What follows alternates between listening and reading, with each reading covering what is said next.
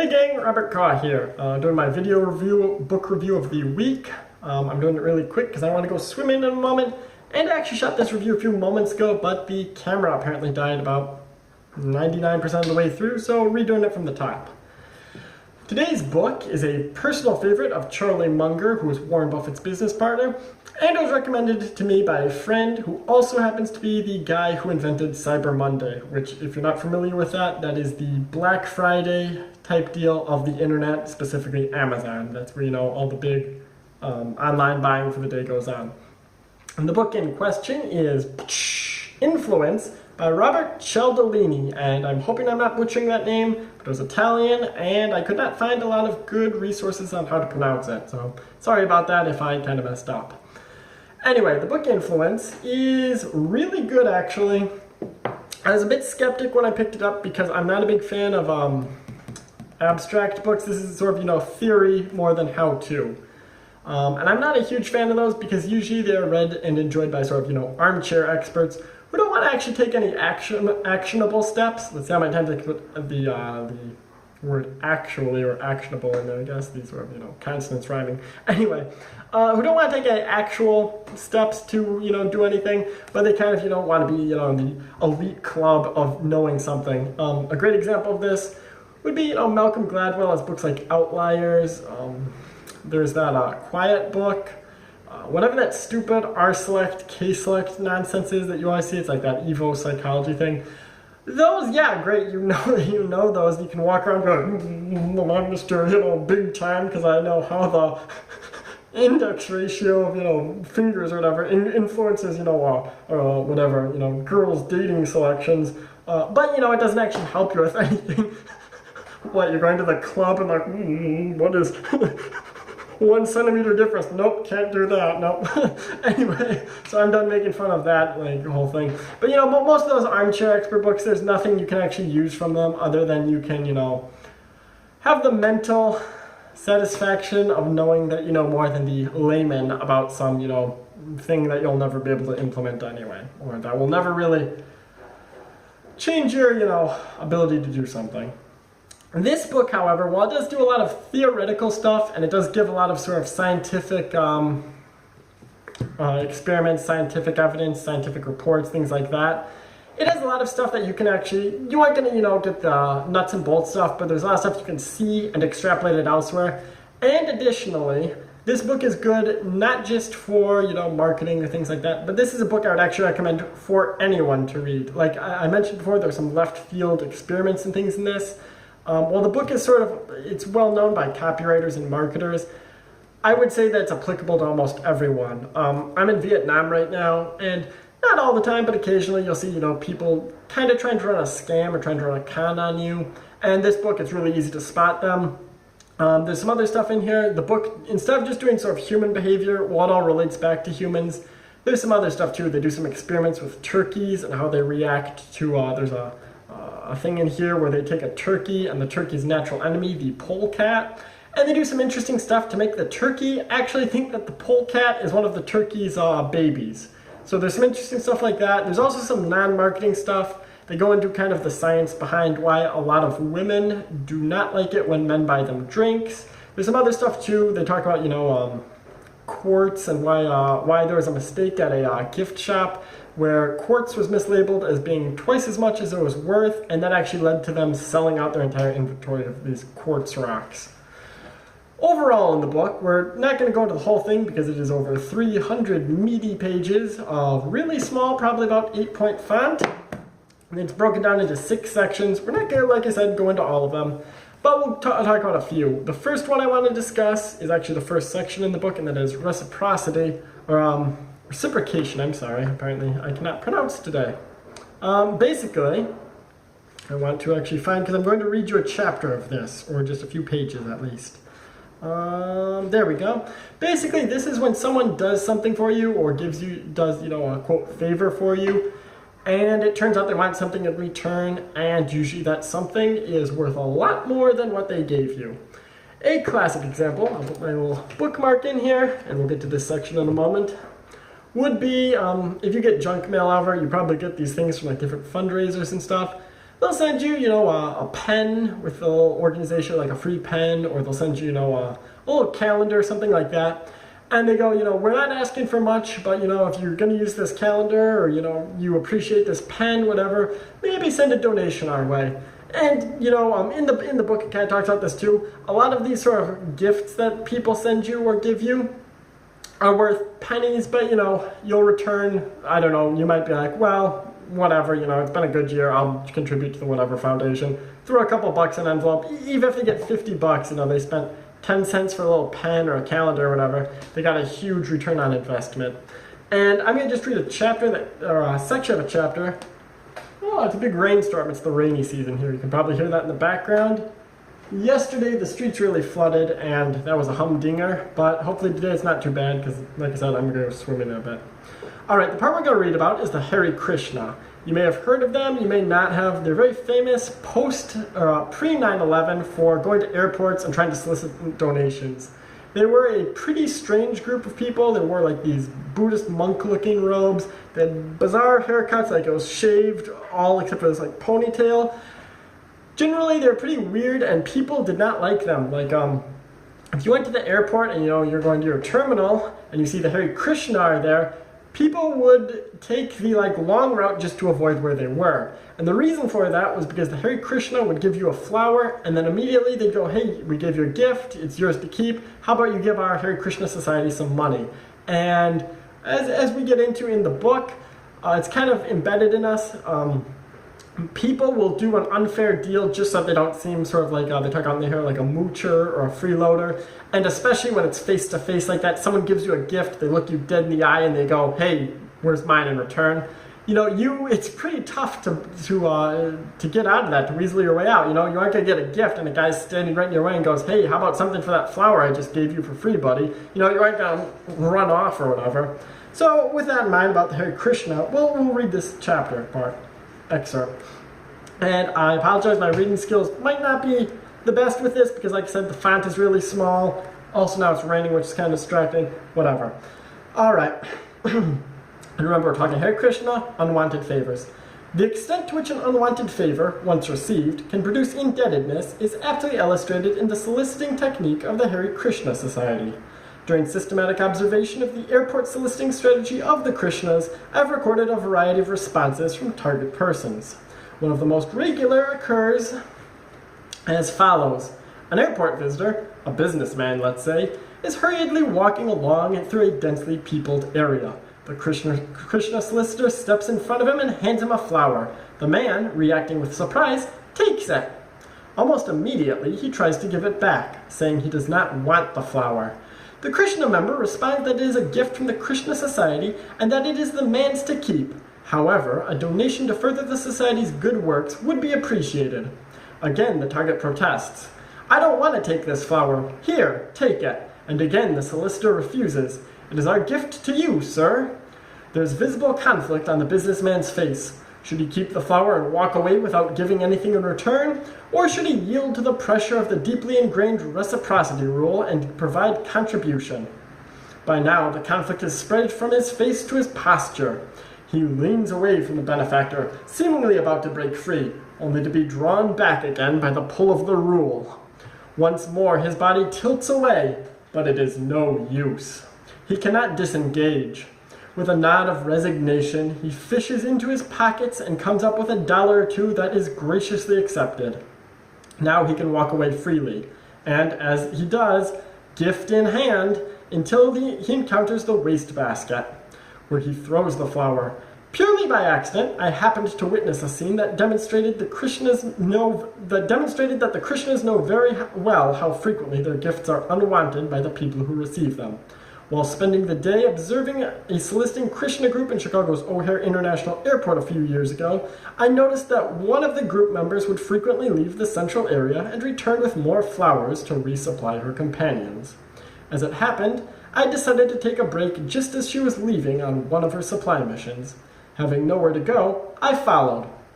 Her journey turned out to be a garbage route. She went from trash can to trash can just beyond the immediate area to retrieve all the flowers that had been discarded by the Krishna targets.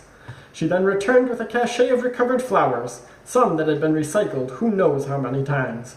and distributed them to be profitably cycled through the reciprocation process once more. The thing that really impressed me about all this was that most of the discarded flowers had brought donations from the people who had cast them away. The nature of the reciprocity rule is such that a gift is so unwanted that it is jettisoned at the first opportunity had nonetheless effectively been exploitable. Basically, we'll kind of recap this again. People, even if they get something they don't want, they still feel obligated to give something back. We kind of talked about before, this is useful to everyone. If you're traveling and stuff, you'll see this a lot where people will do a little scam type thing. This isn't super common, I guess, but you'll see it if you travel. You go abroad for a week or two, you're going to run into it at least once or twice. A classic, sort of like the flower one actually, like when I was in Peru, and it happens in Vietnam, is someone will come up and try and give you a, quote, gift, and once you get it, they'll ask for something in return. And 99% of the time you don't want the gift anyway, but whatever, if you fall for it and do take the thing, they'll ask for money, and then more people will come, or they'll then try and get you to give them even more. This happened to me, actually. It's kind of embarrassing. This happened in Central America to me one time. A guy gave me like a quote free hat there at a parade or whatever. It's like, here, this is everyone's giving out hats or whatever. And it's like, but the city wants a donation. And then I gave him like some money, and then like half an hour later he came back and was like, hey, how about some more donation for that hat or whatever. It was pretty awkward, and it was kind of like the Hare Krishna thing. I didn't even really want the hat, but social obligations, still paid out. Really didn't want it, didn't even want to do it at the time, but that's what happens. Another kind of thing with this that I'll talk about kind of how to implement it as a how-to sort of deal would be the fact that I do, internet marketing, I have websites and stuff. One thing I started doing with some of my sites, just as a little experiment, was when I wrote like an article or something and then sent out for, people to read it, sort of publicized it, instead of just saying, like, we'll just pretend, because we're not going to use an actual niche that I do, but we'll say like, how to fix a lawnmower, instead of, being like, here's an article on how to fix a lawnmower. I would instead change it to, when I'd send in the publicity thing, Twitter, email, whatever, is, here's a free, here's a free 1,500 word guide on how to fix a lawnmower. The little hyphen thing to show that it's like the new thought, just for you, exclamation point. And what I watched with this is the fact that people were way more into opening them and reading them and stuff. Like my readership went up, the page views went way up. Secondly, the fact that a lot more people bought stuff. And thirdly, the people who didn't even buy something still, even though, this is like a how-to letter, but it's also kind of, towards the end, it sort of pitches to sell you something. People who read it and still, because they got their free, 1,500 word guide, quote, were really just enthusiastic. Like, I'd get good feedback where people are like, hey, thanks, this was awesome, or whatever. And 30 Days to X, I don't do that. I'm not gonna say you guys are, your audience, the audience there is a little different. You're a little different readership type audience. I'm not, trying to sell you stuff all the time. But if I did something like that there, people would just be like, what, But because it's sort of, it's a free guide that I gave you, even though, it's basically a sales letter, and it's 1,500 words, which sounds impressive. Little insider tip, 1,500 words takes about an hour and a half to write. It seems way more impressive, and people spending $100 on a product or whatever, to them it's just, well, I got a free thing, I kind of owe, or, it kind of lets their guard down. We'll leave it at that, sort of, And that's not a scammy thing, I don't know, it can work in a couple different ways. Fundraisers and charities do this a lot. Boy Scouts, or Girl Scouts is a good example, the cookies, they even talk about that kind of in here. The cookies, a lot of times you get, or the grocery store, you get a free sample or something like that, and then they go, hey, could you buy a box, or, could you buy something? Girl Scout cookies, I remember in Iowa they do that, the little girl gives you a sample cookie, and then can you buy a box of cookies? Most people will do that then. We'll go into two more sections here. One called liking. I'm at a different section right now. I'll just put the book down because the font is too small to show you. Liking is a really interesting one that a lot of people complain about but don't seem to realize how effective it is. This is where people will buy something from you if they like you or they think you like them, either way. Like, I'll put it this way, salesmen will try and be buddy-buddy with you when they think you're going to spend money.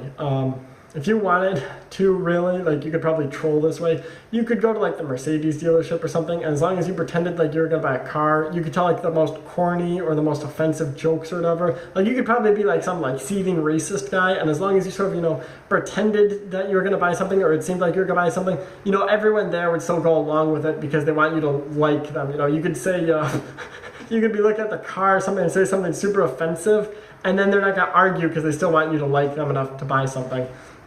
There's a subset of this called mirroring, which is something you see a lot of. A good example of this would be if you ever read Tim Ferriss's The 4-Hour Work Week.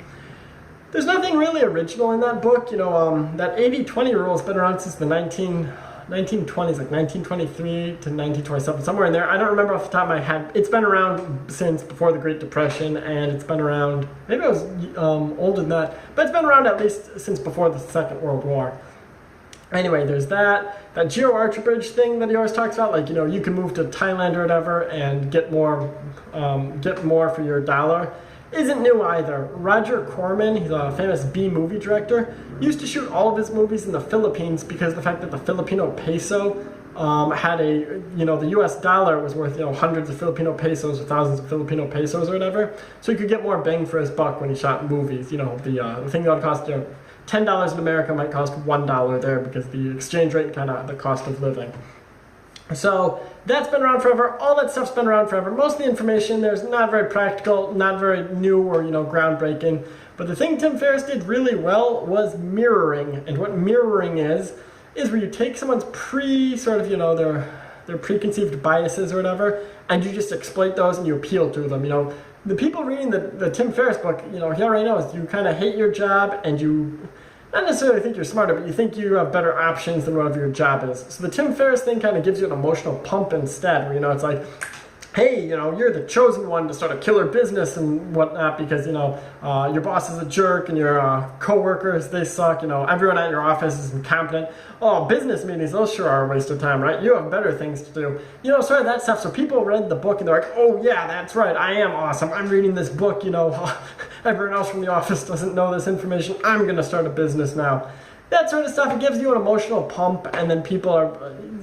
It's, you know, if Tim Ferriss in the book just talks about how hard business actually is, which is more realistic, like, you know, you're going to have to work, you know, Saturday night until midnight or whatever, or good luck ever taking a vacation for your first year or two, people wouldn't be as impressed by the book, and it probably will fall by the wayside. To this day, it's still a bestseller, kind of because the emotional pump, and, you know, people like that, they get kind of, you know, they get pumped up, and they get kind of like a pat on the back about, you know, you're awesome, you bought the book, blah, blah, blah. There's a copywriter I like who does this technique brilliantly. At the beginning of every video, he throws out a little compliment, like, and he obviously knows because different niches, but, you know, he has one for men where at the start of the video, he'll be like, hey, you look like a good-looking guy who makes smart decisions, and whatever, like, he'll say something else, and it's really popular or something, you know.